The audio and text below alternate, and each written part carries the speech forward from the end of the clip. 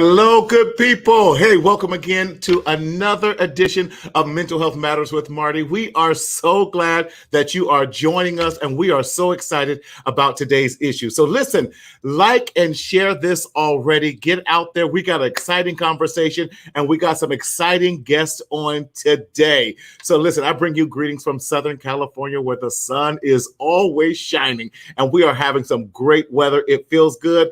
Caressa, hey, auntie, how are you? That's my auntie, one of my favorite people who always supports. It's always good to have family support you with that. Y'all, we have been dealing, and I'm so excited about today's show. We want to change the focus a little bit because we want to talk about COVID, but not just COVID schooling. But COVID is more than just a pandemic. So let us know where you're listening from today, y'all. Let us know you're out there. Let us know that you're concerned and asking questions. We have a great group of panelists out here today that we are so excited about. We want to bring in parents today and see how we are doing with parenting and everything like that.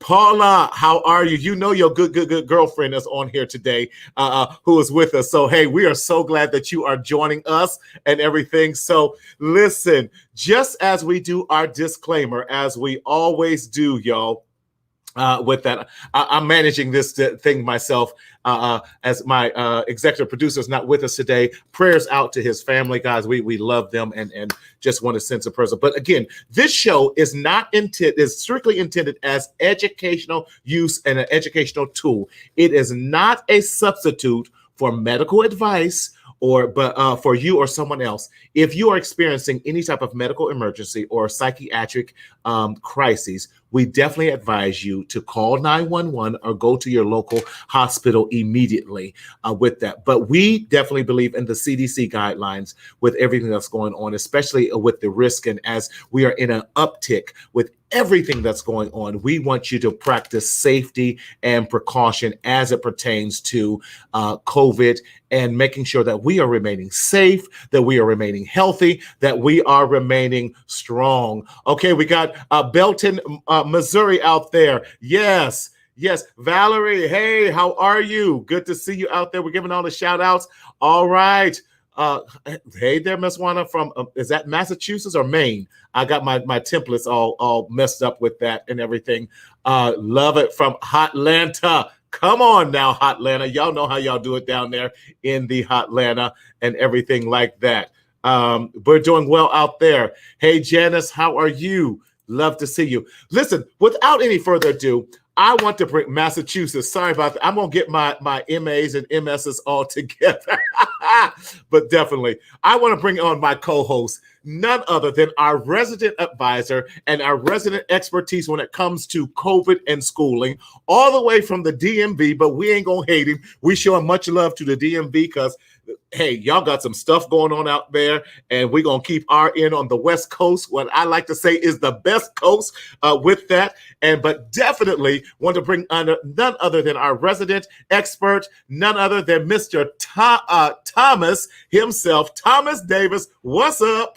What's up, man? What's going on, Marty? How are you? I'm well, man. How are you? I'm good. It's Tuesday, right? It's Tuesday. You know what that means? Sir. Yes, sir. Yes, sir. You're dancing like it's my birthday. Hey. We are still in Libra season, if I'm not mistaken. Virgos matter. Listen, let me tell you something. How's your day? We ain't even going into that. It's my birthday recently as opposed to yours. I am celebrating the whole month, so you can still cash at me, Thomas, if you so feel like it. What's your name? Oh, there you go. What's my name? I got you. What's going on, man, out in the DMV? Man, we are here today. It's around 70 to 80 degrees. So, the weather's going up and down, but we're here. Y'all feeling like Cali weather. Right. And it's not raining in the DMV this week. Hey. Well, hey, we always got sunshine. Listen, right. Hey. I want to give a shout out real quick because on my page, I see people that is tuning in from OKC. I see you, Mika Harris. I see you, Brother Green from DC. I see you, Mom from North Carolina. Thank you all for watching. Yes. Oh, listen, we'll have to save this one for a portion when she comes on and everything. Yes. But we are so excited, man. Yes, we are. how's everything going out in the DMV area with everything that's going on? You know, it is we're in a peculiar time. Yes, we are. Yes, we Right are. now. I would just say that if you are watching the news, as you know, in the DMV area, we are going to try to return back to our school buildings on Right. November. And you know, there are a lot of Wow. concerns about the safety, the buildings, if it's ventilated okay. You know, it's just a whole lot of things that are just going on, and the anxiety level is through the roof. Right. Right. For our kids, for our parents, for everybody. Some of our kids are excited about going back. Some of our parents is like, look, wear a mask, take your behind out this house so I can get a break. So, you know, it's just like a whole lot of stuff going on. And most of all, we're entering the holiday season. So with that comes adjustments, change, and stuff like that. So it's a lot of going on up here right now. Plus, November the 3rd is right around the corner. So you already know. Yes. So for now, share with those who might be joining us for the first time your role, what you kind of do. We already know you're a licensed professional counselor, but also what you do as it pertains to schools and how that. You know how we do with that. Don't be throwing up no alpha signs up in here. I'm gonna be good. I'll be good tonight. Yes. And how's your school doing here lately? So I must shout out my school. My school is doing fantastic. We are taking every safety precaution as possible. We're making sure that we are checking temperatures. We are doing the mask. We're doing social distancing. We're doing all of that. We are keeping our buildings clean. We're keeping our buildings ventilated. And most of all, we are giving our kids the option to opt in to come to school on once a week, or we have them stay at home fully remote. So it's not a mandatory situation with us. So it's okay. It's okay. Good. My auntie's up there. Stop bragging. It's 45 degrees. Maybe I can't help it. It's 45 degrees in Missouri. Put a log on the fireplace and keep it pushing. Man, I am so excited. Yes. And we've been having this discussion. You know, we want to kind of change the corner a little bit. What we've been doing with our show here, and really talk about how COVID is more than just a pandemic. It is. But it's been affecting every area of our lives. Right. That. So I know some of the discussions. So as we've been talking, what are some of the things that we've been talking about, what we like to bring to the show as not just a focus on schooling, because that's going to happen one way or the other, but some other exciting things that we're talking about bringing over the next few weeks as well. Yeah, so we talked about how can we just relate to everybody. Let's talk about our seniors who are out here raising grandkids and raising kids that are in school. We want to talk about it with the parents. How are you feeling? How can you manage working? How can you manage raising the kid? What about that kid that just has gotten on your last everlasting nerve? Because that's a pandemic too, right? Because what about that spouse that got that's another pandemic. You know, I'm tired of these kids being in the house. I'm tired of my husband being in the house. I'm tired of my wife. Somebody got to get out the house. Right. I'm just tired, you know. So we want to bring an atmosphere so we can just reach all levels, bring in our doctors, our first responders, our teachers, our doctors, everybody, even some students from, that are age appropriate with consent before they come onto our show. But we just want to just tailor it so where we don't just focus on school. Yeah, because, look, this is my crazy cousin. I love her to death. She talk about speak on it. Amen. Hallelujah. Say it again.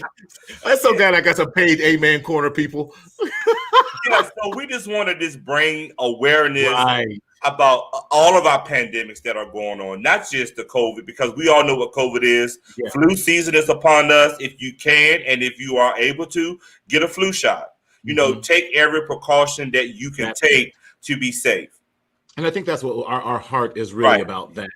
Are we tired of talking about it? Yes. But as long as the pandemic is here, I think you and I have agreed that we want to help educate our people Exactly. and provide a platform where we can have open dialogue, Right. have honest conversation. Because a lot of times we're too ashamed to Right. ask some questions, but we always want this to be a safe platform where you can ask questions. Right. We're just saying, listen, we're going to try and bring in experts. If we don't know the answers, we're going to try and find the experts out there who can come along and at least lead you in the right direction. Right. Because I say this, we don't want you to suffer in silence by anything, but speak, as I say, speak up, speak out, and live. So yes. Are you streaming on YouTube? Yes, Steve, we are definitely streaming on YouTube. Martinez Sellers. That's where you get it on YouTube. Steve is one of our guests. But let's bring on a guest. Yes. With that. Yes. And let's get this last question. Everyone is fed up with everybody and everything. Let's here end already. Pam, let me tell you, Miss Pam, we all are tired of being tired. Yes. Paula, thank you so much. Thank you. So this first person, I am so excited to bring on. She is like the one who has helped launch my and I say it this way, my career. She's been there to help me with launching my podcast, tell me how to better what I do. She is like not only a mentor, but it has become, she and her entire family, just family. And it's so great when what starts off as being a business relationship turns into a family relationship. And she's like my little sister now. I'll be like, hey, don't nobody talk, nobody better talk about Miss Jenkins, Don't nobody be talk about none other than, she has a wonderful media organization, Portia Scott Media. So all the way from the ATL, fresh off of vacation, let's welcome to Mental Health Matters with Marty and COVID-19 with my co-host, Thomas Davis, none other than the beautiful Mrs. Portia Scott. Hello, darling. Hello, darling. How are you? Darling. How are you guys? Hey, Miss Portia, it's honored to be in your presence. Oh, you guys have to stop. Thank you so much for doing this show, but having me on. I am just so honored to just grace the show of Mental Health Matters with Marty and this COVID-19 and all that you guys are doing. Hello, darling. Hello, darling. I love that signature line of yours because it makes people feel so warm and welcome that they are at home, and it's so great. And so those of you tell us about your show and what you've been doing, because I definitely got to give a shout out to what you're doing and how you've been helping so many people. Absolutely. So it's funny, Marty, because you say you love hello, darling. It really comes from something my mother said. So my mother still says it, darling, darling, darling. That's what she called us. And she used it as a term of endearment, not only when we did something great, but she used it all the time, even in discipline. She would, say stuff like, darling, why did you, what are you thinking? Now, she would get hold of us, but what she really said in darling was really that you were loved no matter what. And so when I started all my shows, I said, that's how I'm going to pronounce it. That's how I'm going to introduce people. That's how I'm going to, say hello, is to say that hello, darling, is my term of endearment, no matter what. Right. Yes. So, nice. But I get the opportunity to serve as the podcast host of the Wake Up and Show Up podcast with Portia Scott. And we are back next Thursday. Listen, next Thursday, we are back with season 6. And I'm so excited. One of the things that I say is that you may not be able to feed the 5,000, but you can impact one. And it happens through the power of one. And so the guests that we have on the show for season 6 are directly impacting humanity. So we have caring for girls and how they are helping girls stay in school in South Africa by providing hygiene products. We have a young lady on that has a nonprofit helping Black women for maternal and infant death because of the experience that. We have someone coming on that is giving returning citizens from prison a second chance. And I mean, we have people talking about venture capital in the Black community, and we have missionaries that are coming on. So I think it's just going to be an amazing season of really waking up, showing up, and impacting the world. That is awesome. Miss Portia, that's awesome. It makes it look like what we're doing is nothing. No. We all have our part to play. Hey, look, Martin, let's just do this right here. Stop but it. No, I appreciate your just your heart and wanting to do things and staying in your lane and being proud of that lane and just shouting from the rooftops, because that's all. If we all did that from our corners, imagine what a difference we can make in this world. Absolutely. Awesome. Well, thank you for joining us. So we got some exciting stuff. We want to just have a conversation. I want to bring on our next guest. Listen, these two are the parents. If those who remember, we had those amazing dolphin twins that were on here, and they are back in school, and they shared with us. But behind every great student, and in this case, students, are some great and equally amazing parents. Now, this is my boy, my best friend with that. We call him Rasta GT. With that, I can't even do the Rasta GT. Hey, yeah, with that from Guyanese. Yeah, he's from Ghana in that, and his beautiful wife, who is also in education, Michelle. So I want to bring to us Steve and Michelle Dolphin.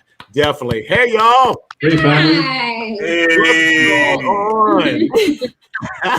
How y'all doing? Good. We're doing really good. Doing really well. Good. So I'm going to start with Michelle. Michelle, tell us of your litany of things that you have done, your experience in education. Steve, tell us what you do. And then I want to also hear about raising these amazing twin boys, #Dolphin Twins. That was just a brilliant strategy that you guys did to have your boys being now, Portia, they're geniuses. They're our future doctors. Wow. Twin boys going to Brown, an Ivy League school. Come on. And with that, and they got, listen, Dad and Mom went in there talking about, listen, you need our boys. We need the money. So this is all we going to pay. So y'all better find the rest of this thing. So you know what? They went in there gangster in Brown University talking about we getting our boys in. Talk to us about that journey for you guys. What was that like? So it started actually, and I'll let Steve jump in and his point of view, but my background's in education. I've been in education for 14 years.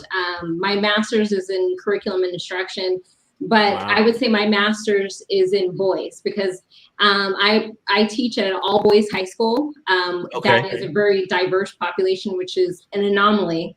And so we have very affluent, multimillionaire kids, and we also have kids that are poverty level. So it's an interesting place to teach. And so I get the amazing opportunity and blessing to teach athletes, some that are going into the NFL and kids that aren't athletes and kids that want to be doctors and have goals to go to Ivy League. And so it's an interesting dynamic, to teach at that school. But our journey with Miles and Isaiah was very unique because we had to make a decision.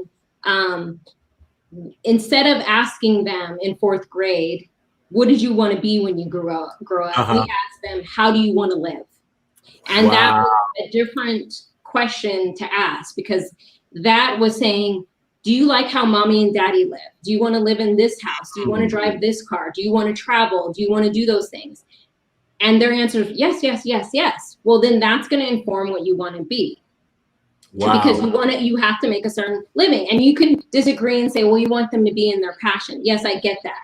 And I believe in your passion, but I also wanted to raise them to be a man and not my son, because a son, I'm going to have to take care of the rest of my life. A man is going to take care of himself. And that's what I wanted them to be. Listen, they just dropped nuggets right there. Come on, teacher mom.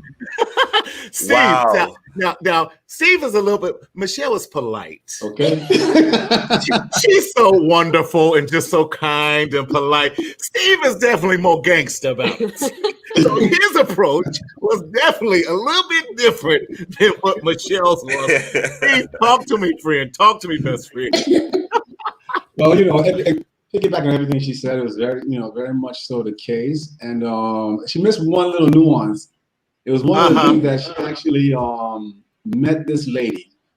And she asked her straight up, and it was an Asian lady. She asked her, why do people have the impression that Asian kids are so smart or so successful and that kind of thing?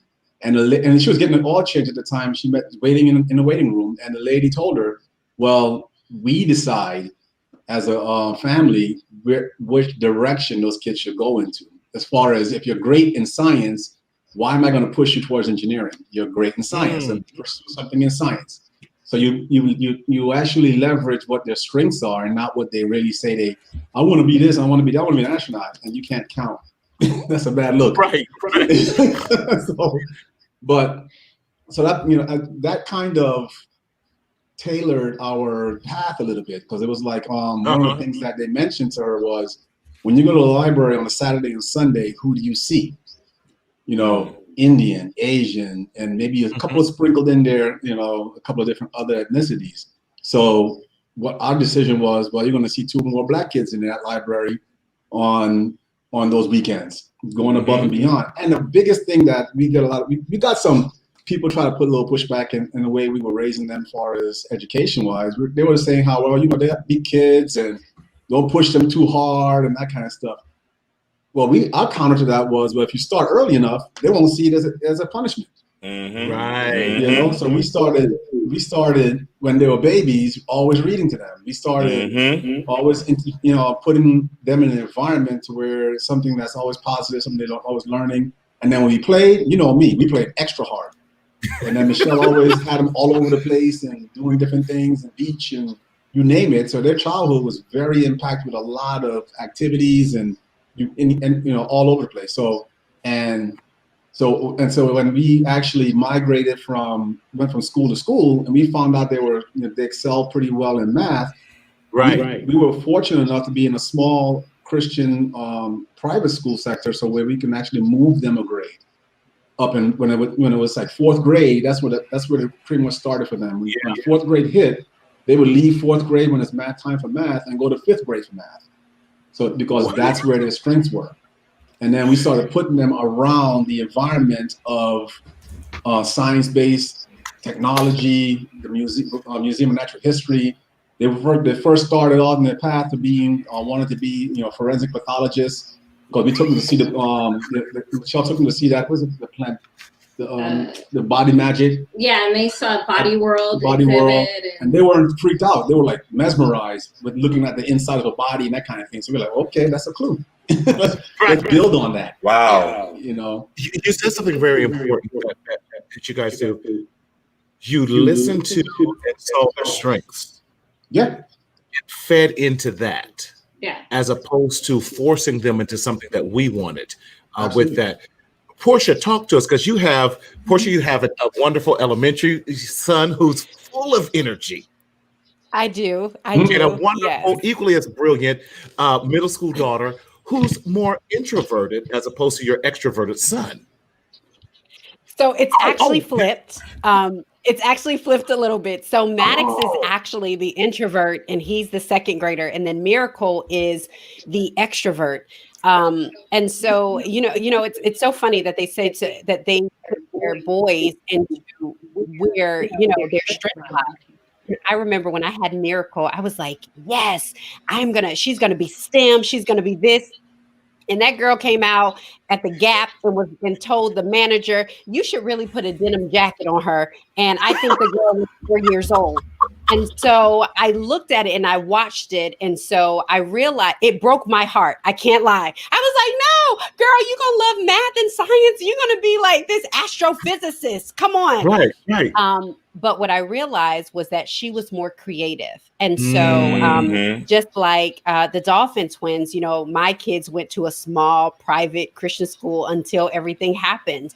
And so it was more catered. Her teachers knew this. So when she would do spelling tests, they would let her sing it out or act it out or whatever that was to strengthen that. Maddox, however, is more studious. He enjoys math, and if he can get an understanding of like the formula, what makes it why, he can honestly, he told me at the beginning of the pandemic in March, I said, Maddox, let me help you with your math. And I was showing him how to do math according to what made sense to me. And he gladly told me, Mommy, we don't do math like that. I can get an A on my own.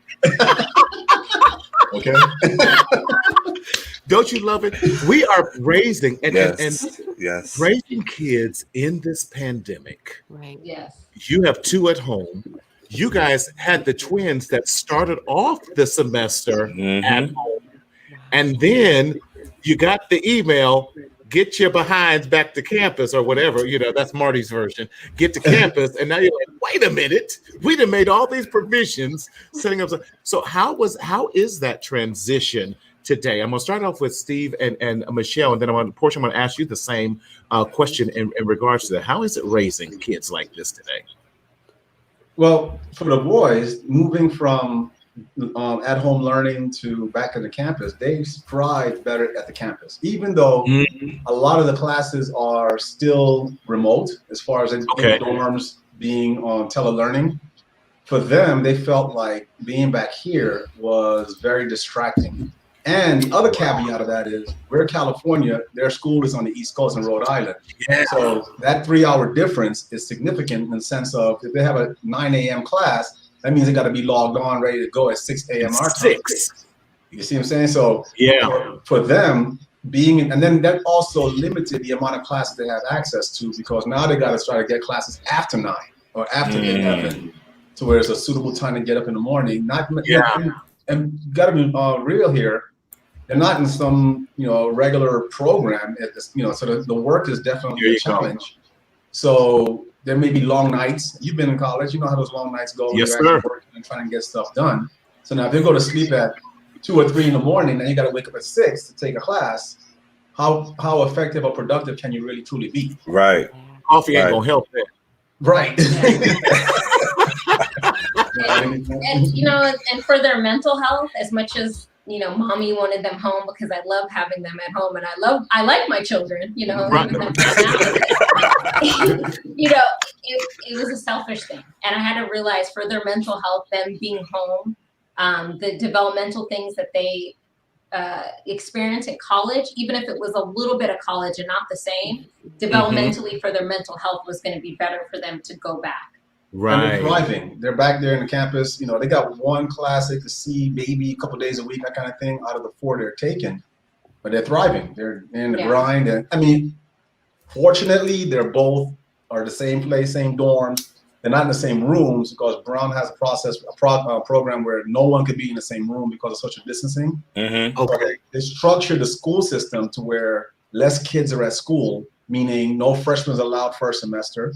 And what they did was added a 3rd semester, so to help counter that. So next semester, we don't know if they're going to have enough classes for them, that kind of thing. Wow. But by them accommodating COVID in that scenario, that means less heads at the campus. That means more room availability for the kids to have their own rooms. And for us as parents, we're excited about that, because now we feel comfortable knowing that they're going to be safe. Right. They have a structure in place to where we're not worried. They're not, the kids are like, they're trying to play the role as superheroes, that kind of thing. It's not going to affect them, and they'll bounce back, and So, but for parents, we're over here stressed about it. Right. And that's the conversation we got to have, even with being stressed out about it. You having college kids, and you're like, I know they grown, but they're still my kids. How has that been for you?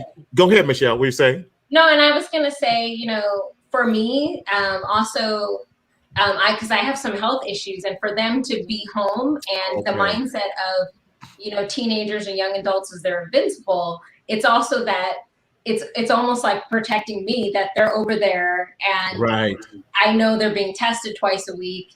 And so it's more of it's a safer environment. Almost than it is here. Come on, private school, get tested twice a week. That's that good brown money. Right. That's nice. Yeah. Portia, how is it for you, being a mom with your kids at home? Yeah. Can I be candid?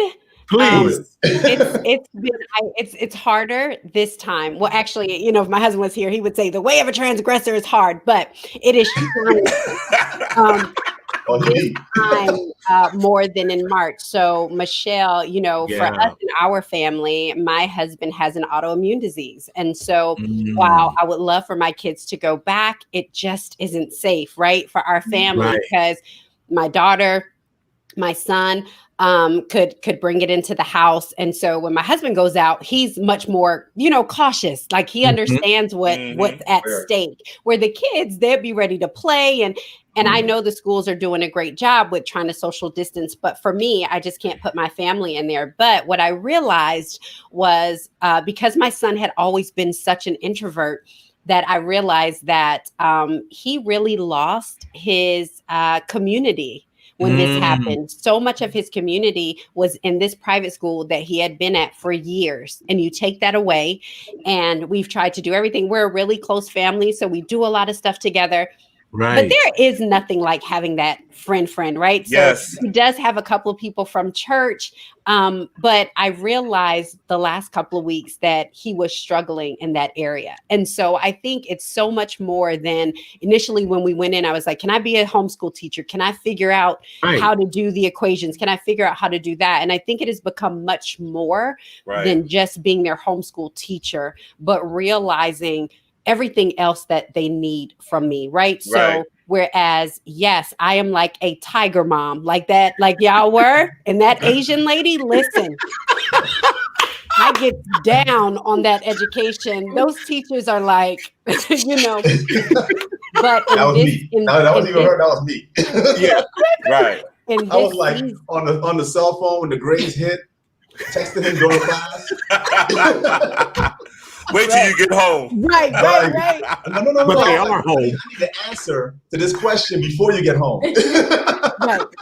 But in this season, what I've realized is I had to give them the same grace. Yes. And That's so good. in knowing that their lives have completely changed. And so, wow, yes, I want them to do this. I want you to get this. I want you to get that. But saying, you know what, maybe they need a break. Maybe this extra 15 minutes will help with their mental health. Maybe I have a balance now between discipline and reinforcement, right? And saying, listen, we're going to get this done. But what I want to acknowledge you for is the fact that you did this or you maintained this, and so I think that's for my little guy, it's that's for me has been the focus. And then my daughter being the extrovert, she has had some friends because some of her friends are their parents are friends. So we know they've been tested and things like that. And so she's had people around, but she's also like chomping at the bit, to get out. But what I've realized is really making sure that while they're home, that I'm teaching and that I'm doing it according to their temperaments and to their learning styles. So with Miracle, sometimes I got to just let her do a TikTok, and then with Maddox, I know that once he's in a space, leave him there because he wants to finish it and then go on to the next thing, So I'm even learning about their learning styles and how they learn and things like that. So excellent. And it's funny because this same thing still applies today with the boys being in college. One of them can, get on the cell phone and watch some videos and YouTube and video games, that kind of thing for hours. And then when the time comes, he's my crunch player. The time comes, boom, he clicks right in. So and people make joke about him saying that he's so focused all the time and that kind of stuff. I'm like, no, let's let him do his thing. You'll pull it off and just relax and and that's a big thing as parents. We trust that whatever they got going on got them to where they are today. Right. So now it's time to let them fly. Yep. As long as they're producing, right. And that's my biggest thing. You got to produce. If you're not producing, you're taking advantage of me. I mean, this brown is expensive. And I don't deal with things like a Marty would talk it through. Here we go. All right, so let's segue. Real quick. I'm South American. I'm Guyanese. I got an attitude. And you're taking I'm from Brooklyn to top it all off. So all it's right. like, you're not gonna, we joke about it all the time, but we always, we always push and push and push, and you gotta give when the time is right to give as well. You gotta give them that leeway to go out there and venture out. And it's funny because one of a doctor friend of ours, optometrist, he was talking to us the other day, and he was saying that chemically in young adults, they desire to strive to be around community. So by them being isolated for such a long time is not really good for them. If you think about it, when we were that age, we were in clubs, Marty. We were, we out there socializing, running the streets and doing our thing, working hard.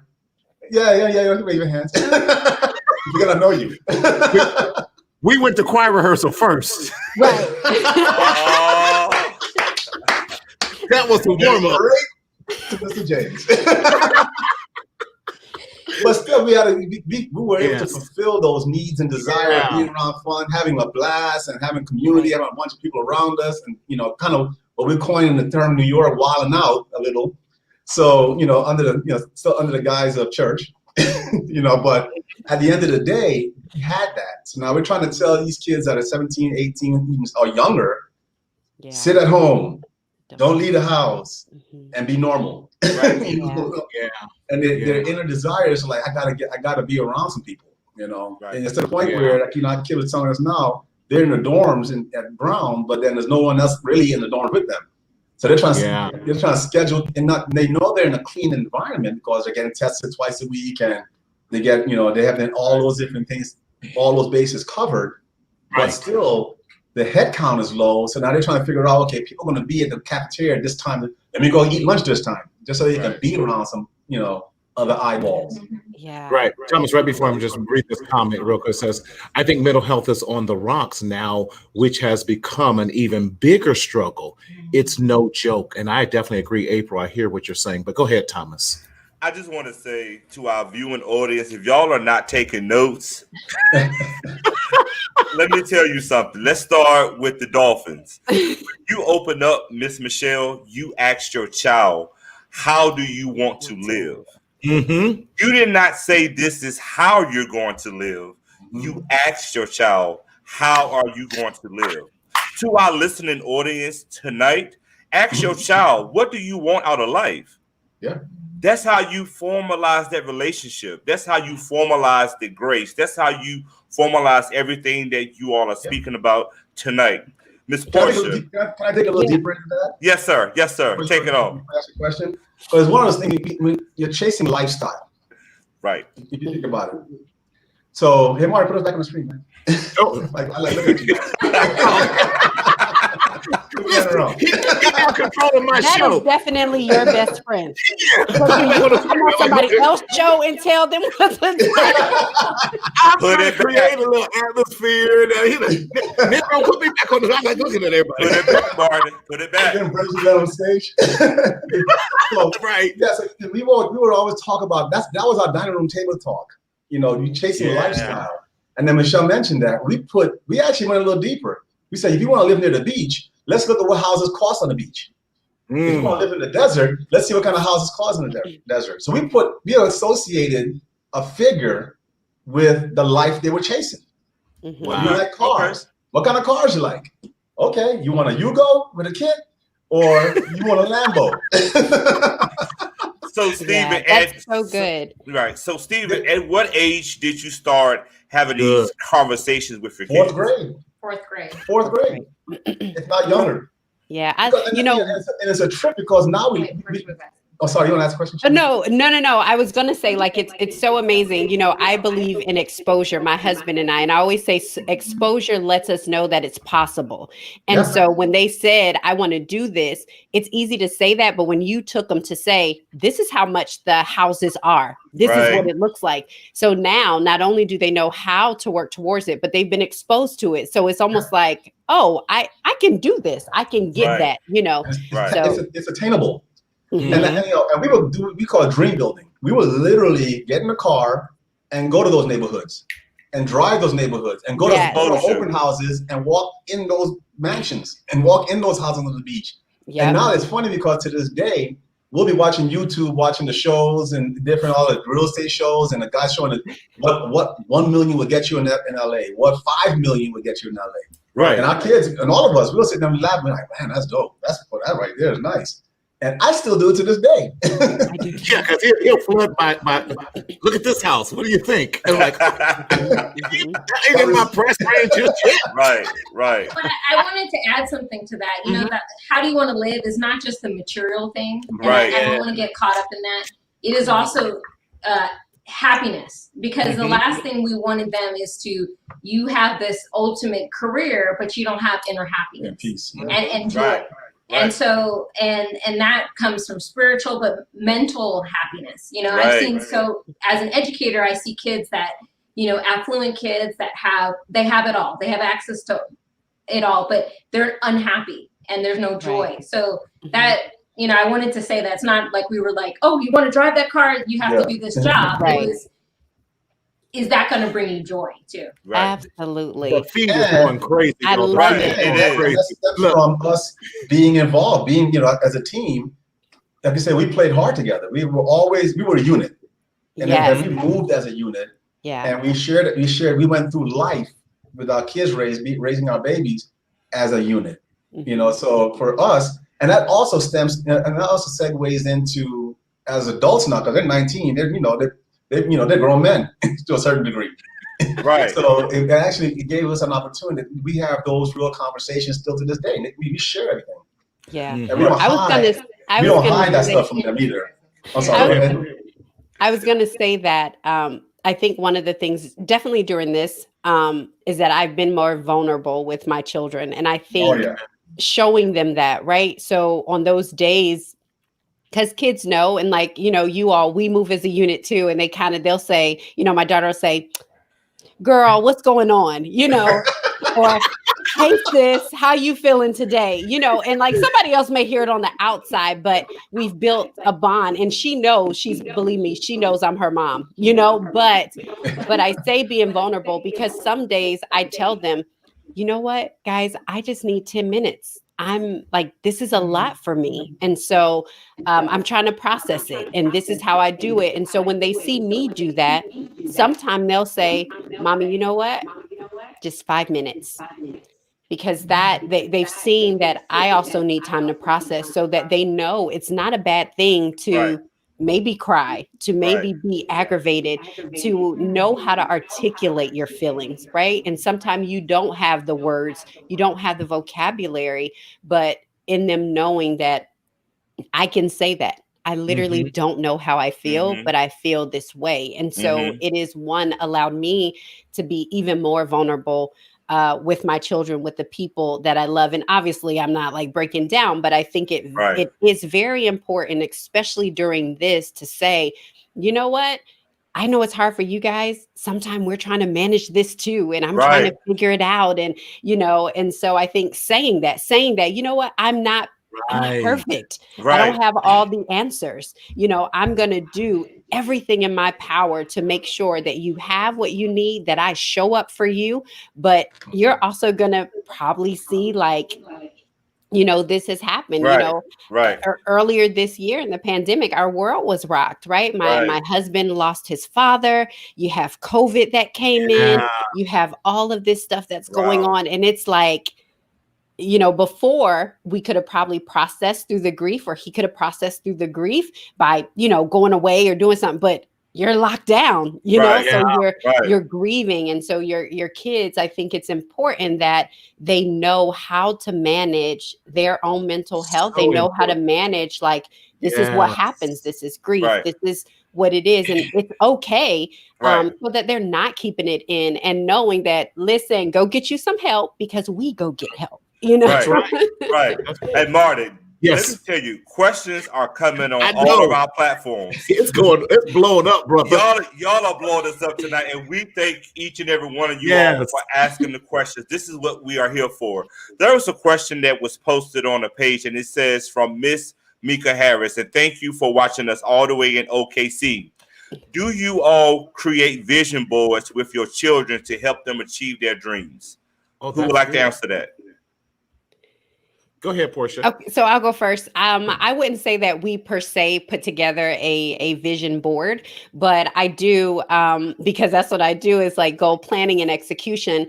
We do have those talks, right? At the beginning of the year, we talk as a family. What is the goal as a family? And then what do you want to see, and we break it down for them. So we don't take the whole year, but it's like, what do you want to do in the next month? And a lot of it is, how can we better serve, right? Our family is really big on giving. So how are we going to serve? This year we made a pledge that we wanted to give $25,000 more than we gave last year.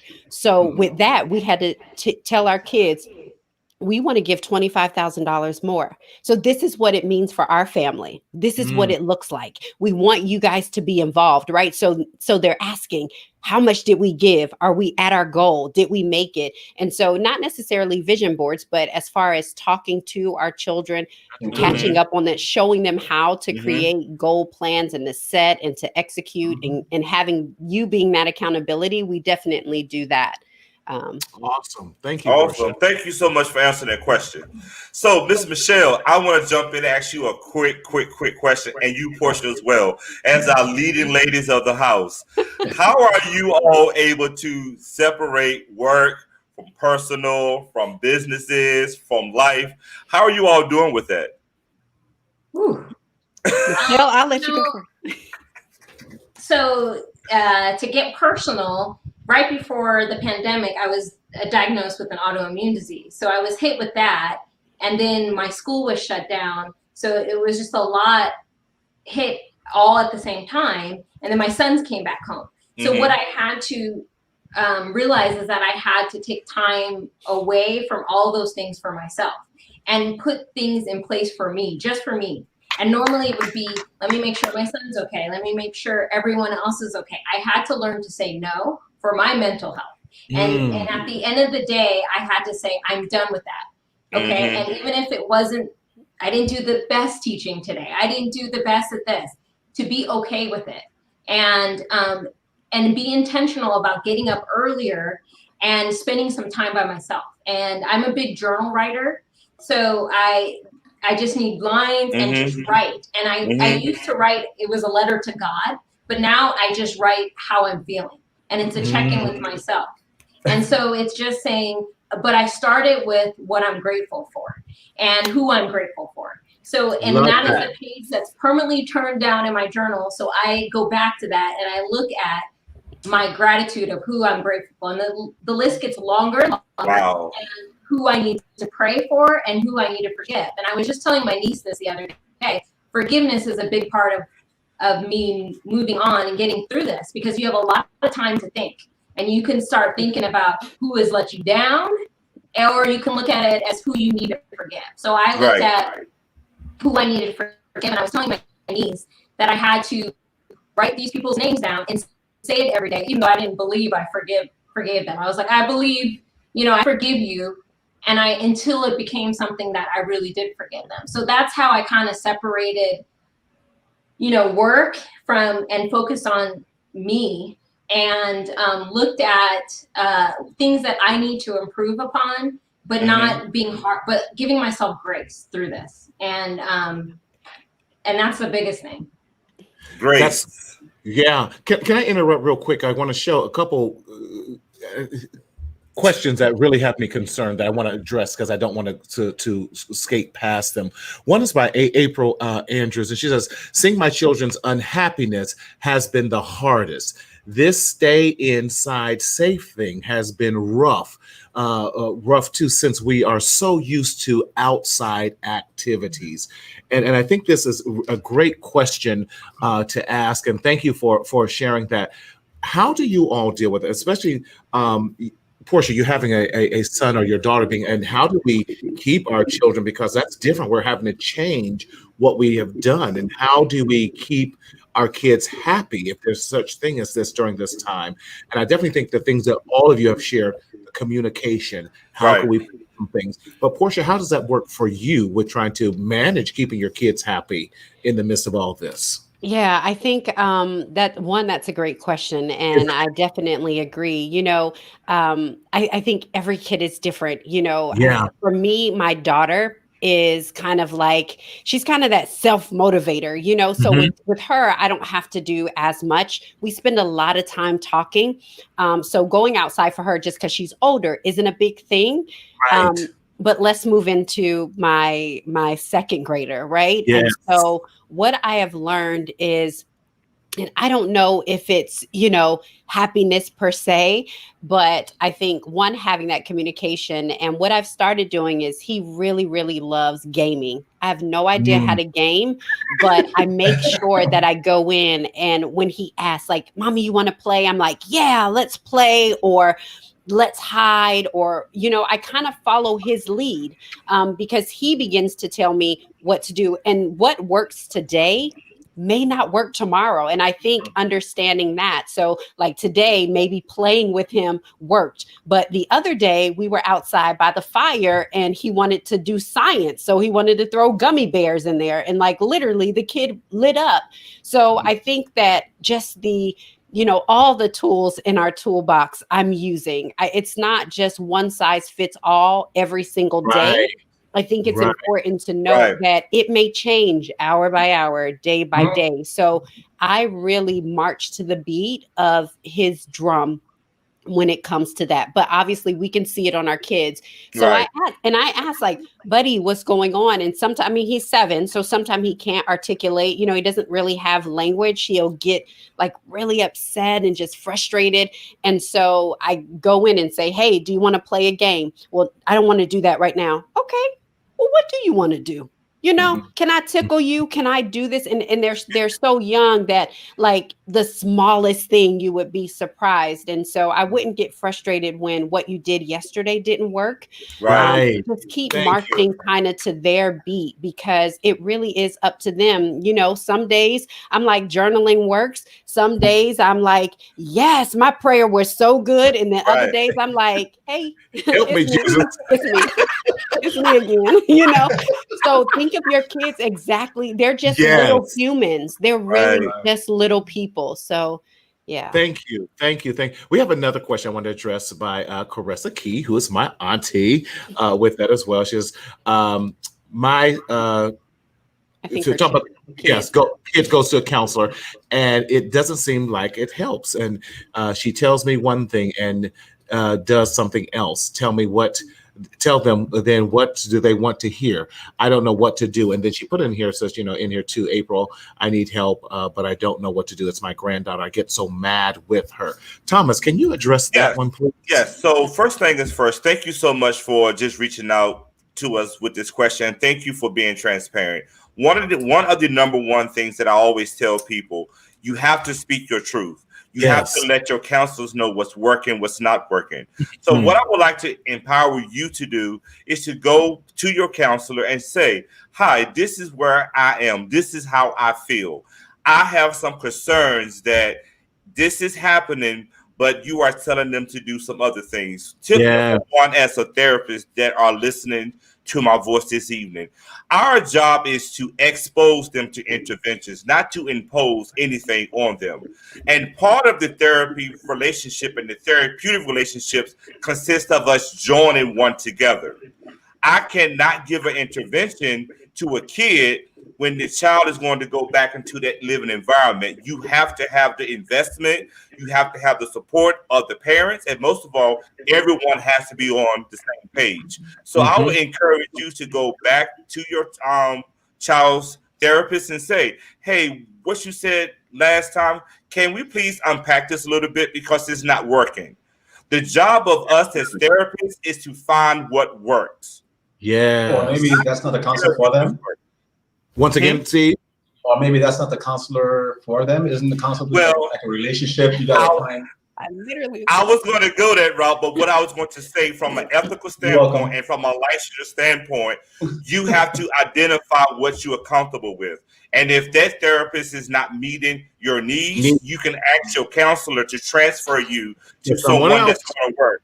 I'm going to always be ethical. I'm going to always be appropriate. But at the end of the day, if you are not the person that can meet that child or family's need, you need to ethically say, I can't meet your needs, so let me help find you someone that can meet you where you are. Mm-hmm. And that is so true. Go ahead, Portia. Go. I was jump like, I'm not a counselor, so I can say this, but I think one of the, and I'm not, putting it all out there, but I think that it is very important that even in our kids and most school counselors, right, we don't see counselors that look like us. Right. And so the way that our boys are, even though my son isn't rambunctious at school and things like that, there are just certain things that, a counselor oftentimes that looks like us can understand a little bit better about our boys, about our girls. I say boys in particular because there's so many books. One of the book is like the miseducation of Black boys and how do we That's a great book. Yes, it is. Just looking for counselors that maybe the kid is not connecting with for some reason. And so I know you couldn't say that, but I can because I'm not a counselor. And I'm just saying that it is oftentimes that, it's very hard, for our children to really even identify that, to say that like, well, you don't really understand me, but they don't really know how to put that together. So absolutely. There's one other comment on here I definitely want to. Y'all, these questions and comments are amazing. I'm loving it. So am I. So it says, April goes on, says, my kid's counselor told him to hit a punching bag to deal with his release anger. Now, because I don't have any of that at my house, he is ready to hit property. What is a better way outlet for dealing? Steve, you cannot answer this one. But Steve, you raised boys. But Steve and Michelle, you guys raised boys, and I love it, Michelle, because you said you really are a lover and teacher to specifically to boys. How would you address those rambunctious boys in your classroom or anything like that? And what are some solutions that you all, being parents of who's raised 3 boys, we'll forget about little Steve in that as well. You guys have raised 3 boys, adult boys now. What were some of the strategies you guys use to help them redirect some of this anger or frustration and everything that boys naturally have? So I remember someone told me a long time ago, rambunctiousness is a sign of intelligence. Yes, it is. And I would keep telling myself as they're jumping off of furniture and cutting the walls and lighting the rug on fire. And it's mine. I still can't see Mark.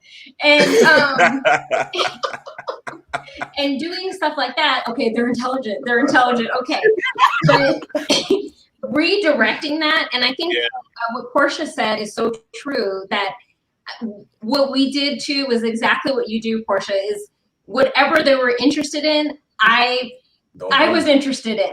I didn't know about video games and all this, but I was like, I'm going to listen and all the language they use for video games, I was going to figure it out. I was going to learn that language. And then when they were interested in lacrosse, I didn't know anything about lacrosse, but I was going to figure lacrosse out. And so, can you put a pause right there? They raised 2 Black young men who played lacrosse. Come on. Okay, go ahead.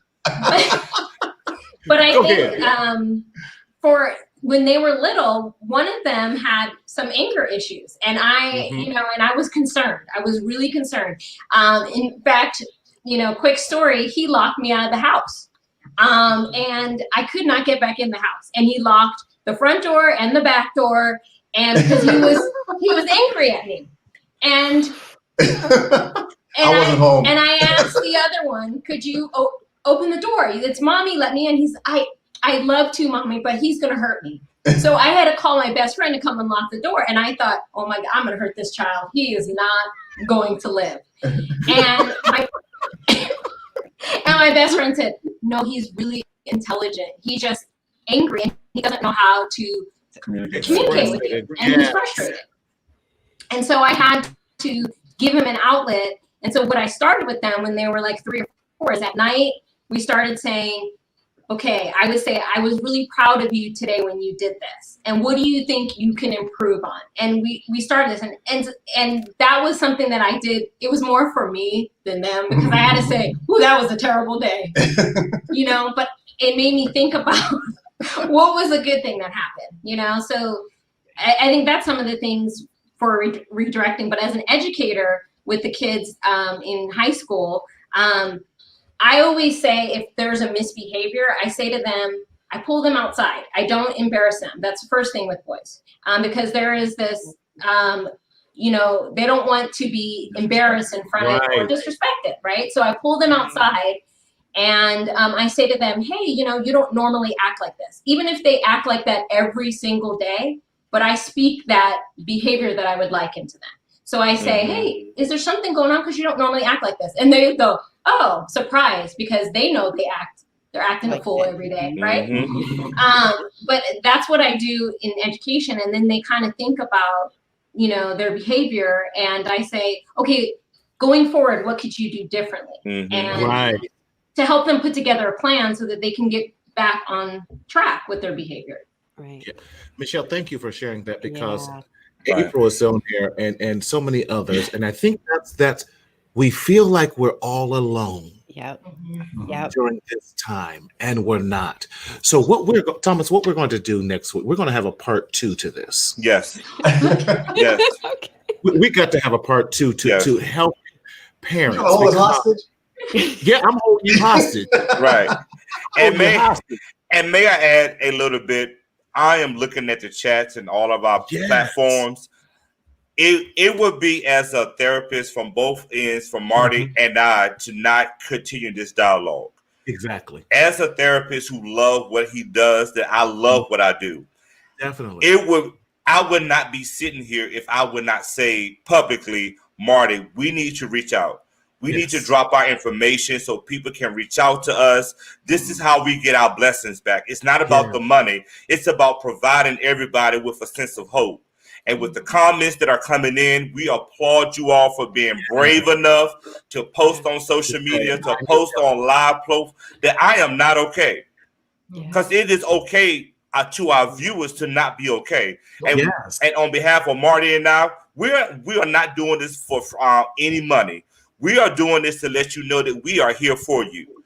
And if we can't help you in our area, we know therapists all over that can connect you with somebody that can help you feel like you can meet your goals. So we will be doing this next week. Portia, Dolphins. Thomas, drop your information in there too, how they can get a hold of you, your website. I put mine in there with marcelconsulting.com. We want to listen. If you are finding yourself in need of help, and we cannot thank these dolphins enough for these hashtag dolphin twins. Listen, y'all need to, Portia, we need them on another show with you and talk about how to, because we need to build communities on how to keep our children excited about education, funneling them through their strengths, and then having the bulldog approach that Steve has. Listen, you can definitely talk about that. But even in that, he was firm. Especially with our boys, we have to be firm with them. We have to encourage them. What I did not hear, because that could have went left, and I'm so glad that Steve was not around when they locked you out the house, because I know him. But even in that, you calmed yourself down and said, okay, you must have had a bad day. You first, now everything in me would want to choke the Polo Children's, and then I would have a CPS report, and you know, Michelle, we're mandated reporters, so we can. I know you're a mandated reporter as well as a teacher in that as well. We're all, you know, we know what those mandates look like. You're like, I am not blowing my career over this guy right now who has temporary insanity. but hearing that, and I'm so glad you can laugh about it and share that story, because so many of us get frustrated and we're at our wits' end right now with this pandemic. But I want to tell my auntie, hang in there. April, hang in there. Parents, hang in there. You are not alone in this. It will get better. It does. It does. It will. It will get better. It will get better. Yeah. Guaranteed. That's guaranteed. Can we quote a little Bible? Maybe weeping may endure for a night, but joy is Here we go. Coming in the morning. You better come on. You better come on. And in some cases, joy gonna come tonight. That's right. Yes. Instantaneous joy. Yeah. Yes, but I want to thank you guys for just joining us, and I would like to keep it to our hour because I know some people got so going on. But I would love you guys if you are able to come back next week. I got someone else that we're gonna bring on with us, so we just broaden this panel of parents so that we all know you are not in this alone or by yourself with that. So thank you so much. So let's start with the Dolphins. Dolphins, if any of these parents might have questions, Steve, I'm going to a solo shot for y'all, so don't control my show anymore. How can they get a hold of, I'm gonna ask Michelle, forget you. Michelle, how can we get a hold of you? Because you're the same one of the family. I always knew that. I always liked you better than Steve anyway. Now you need counseling. Right. They can email me. Okay. MMIDolphin@gmail. MMI? Dolphin@gmail. Okay, I'm typing. Wonderful. Thank you so much. Any questions or definitely. Wonderful. Thank you for being the sane one of your family. Thank you for pushing those boys. We know that your husband, I had to have a couple counseling sessions with him because I had to put him that I was calling Child Protective Services on him and not you. Well, I want to thank you for being his best friend because you helped me deal with all of this. But the statute of limitation already been expired, so I'm good.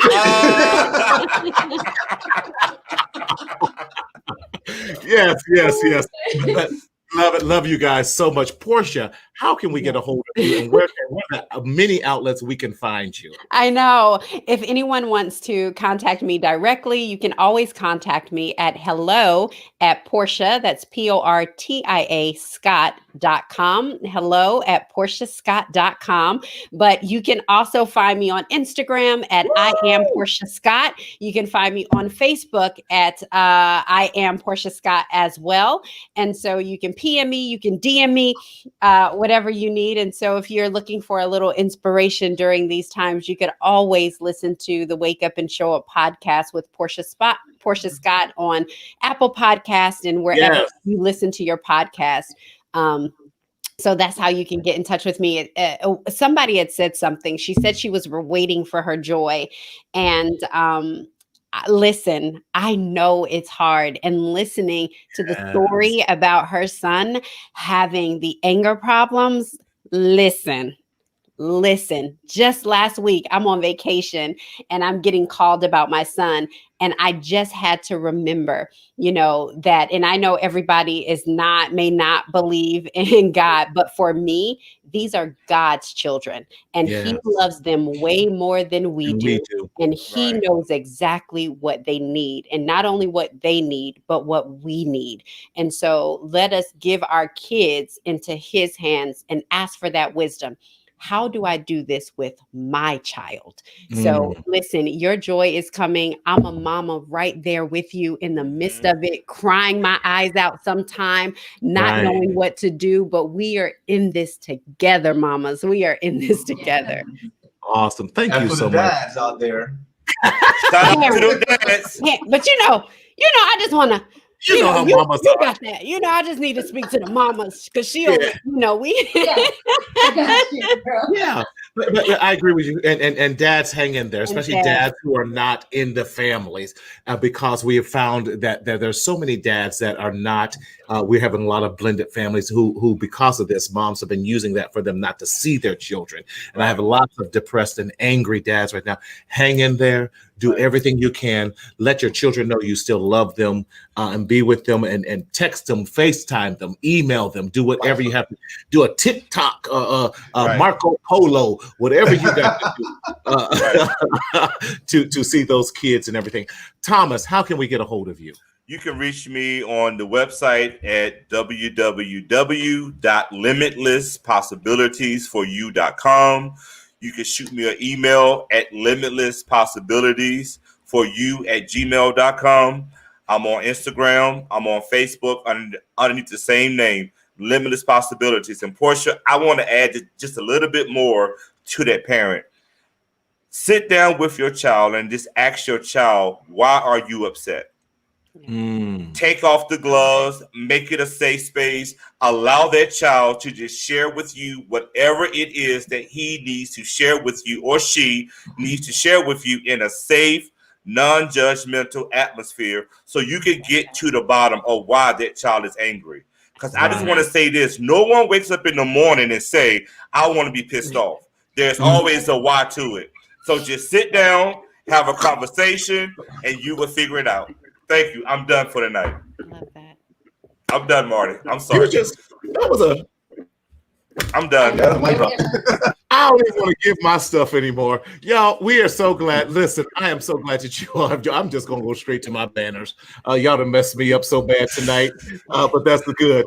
Listen, definitely reach out to me at Mental Health Matters with Marty, mentalhealthmarty.com. You can get our podcast and everything else on that. I am so excited. I could not do this without this amazing team on tonight. And thank you all so much. Listen, we don't want you to suffer in silence, in the shadow of shame any longer. But as I always say, we want you to speak up, speak out, and live. Until next week, guys, we love you and we'll see you then.